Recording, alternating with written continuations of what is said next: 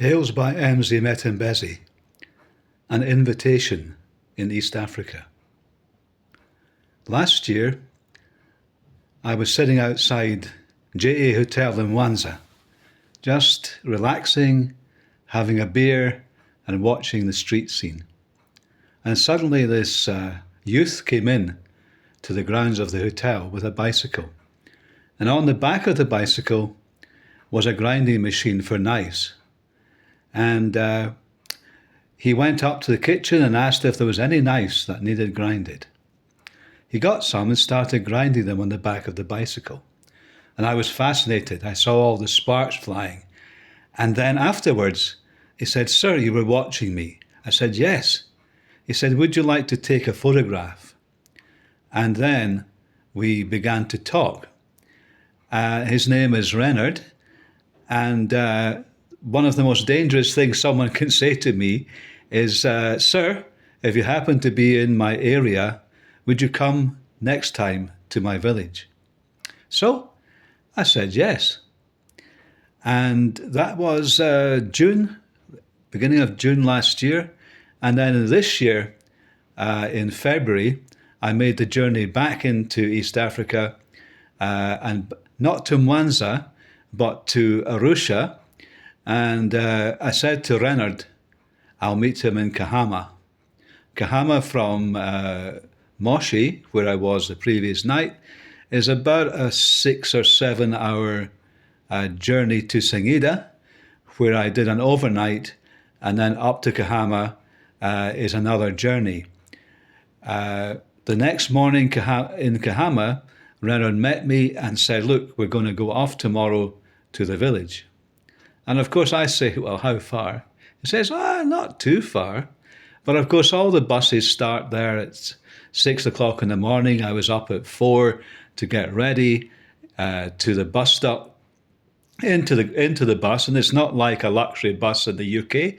This was a coaster bus, which is like a cross between a big minivan and a 52-seater coach.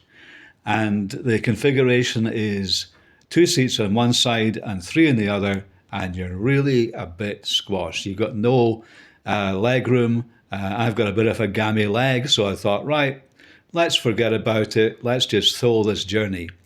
And then you get everybody coming on the bus. And although it's meant to take a certain number of people, there is always room for one more. You've got people coming on with goods carried on their head. You've got people with baskets to push into the seat beside you or into the corridor. And all of life is there. It's colourful. It can be a bit tiring. And then every so often the bus will stop and food will come out of nowhere. You can't see much going on, and then suddenly the bus stops, and people rush towards the windows, and they're carrying with them chicken on wooden skewers. They're carrying fruit. They're carrying sunglasses on boards, and everything arrayed so that they can sell something, just so they can make enough money for that day. So we continued the journey. We got up to a place called Kikongo, and that took a little bit longer than they said, as it always does. It took about, I think, 6 or 7 hours, because we got there at 2 in the afternoon. Then I said, "Are we near your village?" Renard said, "Well, Dad, I've got something to say." I said, "What is it?" He said, "The minibuses only go up during the day and they go back down to the village at night." I said, "So how are we going to get there?" He said, "Oh, we've got to jump on a motorbike.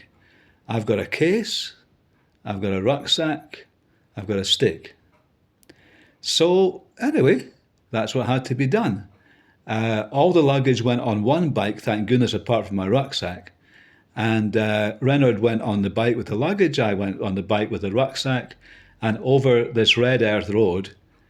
And we were still on the red earth road with that beautiful muddy red, and then on the hillsides, the verdant green, the cattle, the people going up and down from the main road to all the villages round about. There was subsistence farming, there was beautiful agriculture going on.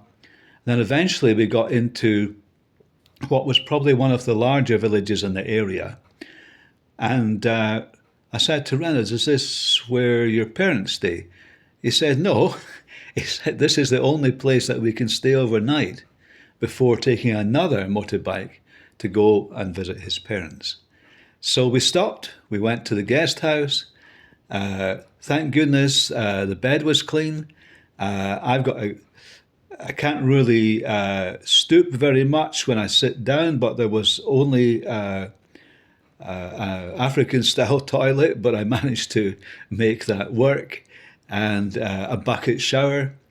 But the overwhelming kindness of the local people made everything so utterly wonderful.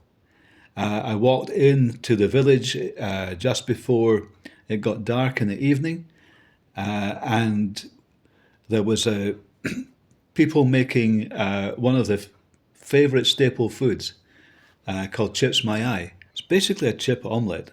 So that was prepared for me. We went round to a makeshift cafe. The man produced chicken soup. I had chicken soup and a chapati, and then this chip omelette. Slept reasonably well that night, and then the following morning bound onto another motorbike to go to visit his parents. That took about probably another hour, I think. But when I got to see his parents, the whole family and relatives came out to greet me. It was something that I will never, ever forget. There was his mum and dad, aunts and uncles, and gran and grandfather. And grandfather is over 100 years old. We went into an earthen room, spotlessly clean, the table in the centre, the men on one side, the women on the other. And we sat down, and one of the other guys who had really perfect English translated everything back into the local language, not even to Swahili, but the local tribal language that they use in that area. Then the ladies came in, and a tray full of avocado and passion fruit. After that, a tray of beans and corn was laid on the table for everyone to share. I said, people, I'm a Christian, and I would like to bless this food for you. So they said, please go ahead. I started singing the only Swahili Christian chorus that I know, which is Yesu Tupa Hapa, which means Jesus, we are here. And it was wonderful, because next to me was the grandfather, and he hadn't seen a white man in the village for over 50 years. And he started singing the same chorus with me. I will tell more stories about this adventure another day.